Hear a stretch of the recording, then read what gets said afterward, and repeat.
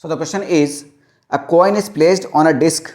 The coefficient of friction between the coin and the disc is mu.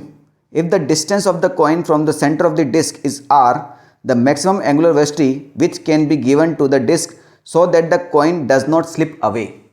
ठीक है, तो भैया इसके दो डायग्राम बनाऊंगा मैं, एक तो अपना साइड व्यू और दूसरा अपना टॉप व्यू. टॉप व्यू से ही आपको अच्छे समझ में आएगा. ठीक है, समझो बात को भैया, ये कोई डिस्क है, ये कोई डिस्क है, तो ये भैया अपने एंगुलर वेलोसिटी ओमेगा से घूम रही है. ये ओमेगा ही निकालना है हमें. ठीक है, इससे आर डिस्टेंस दूर एक कॉइन रखा हुआ है, इससे आर डिस्टेंस दूर एक कॉइन रखा हुआ है.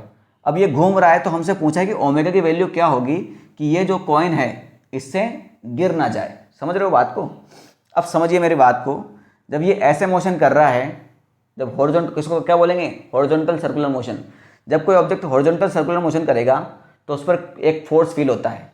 तो वो फोर्स किधर की तरफ होगा, पहले उसके लिए आपको क्या करना पड़ेगा, इसके फ्रेम में जाना पड़ेगा. तो इस कॉइन के ऊपर आप बैठ जाइए, तो आपको फोर्स किधर की तरफ फील होगा बेटा, बाहर की तरफ. उसको बोलेंगे हम सेंट्रीफ्यूगल फोर्स. कौन सा? Centrifugal force. तो बेटा ये सेंट्रीफ्यूगल फोर्स बाहर की तरफ ले जाना चाहेगा कॉइन को. हमसे बोला है हमें ओमेगा उतना ही रखना है कि कॉइन स्लिप अवे ना करे. तो बेटा इसका जो कोएफिशिएंट ऑफ फ्रिक्शन दे रखा है वो म्यू दे रखा है. तो बेटा अगर ये सेंट्रीपिटल फोर्स से कॉइन उधर जाना चाहता है तो इसको इधर कौन खींचेगा, फ्रिक्शन फोर्स. म्यू इसलिए तो दिया है. यानी अगर मैं लिमिटिंग कंडीशन की बात करूं, अगर ये फ्रिक्शन फोर्स सेंट्रीफ्यूगल फोर्स के बराबर हो जाए तो ये कॉइन नहीं गिरेगा. सिंपल सी बात है. तो लिमिटिंग की बात कर रहे हैं बेटा, एज कंडीशन की, इसको बोलते हैं एज कंडीशन. तो फ्रिक्शन फोर्स जो है वो सेंट्रीफ्यूगल फोर्स के बराबर होना चाहिए. मुझे ओमेगा ही बोला, ओमेगा निकालना है तो ओमेगा की फॉर्म में ही सेंट्रीफ्यूगल फोर्स यूज करूंगा. तो फ्रिक्शन फोर्स हो जाएगा बेटा आपका म्यू एन, और ये हो जाएगा एम ओमेगा स्क्वायर आर.